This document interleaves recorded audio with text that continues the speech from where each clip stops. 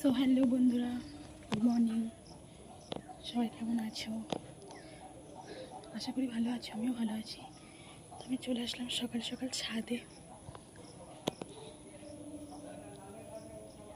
ছাদ পুরো ভিজে গেছে, বৃষ্টি হয়েছে মনে হয়। আর এখানে পাখিকে খেতে দিয়েছে পাখি। আর মাসিদের ছাদ এটা, এখনো বেশি ফুল হয়নি আজকে। তো আমি চলে এসেছি ছাদে, বেশ ভালোই লাগছে এসে। তো বেশিক্ষণ ছাদে থাকা যাবে না, নিচে যাই। আর এই হচ্ছে এটা আমাদের ঠাকুর ঘর।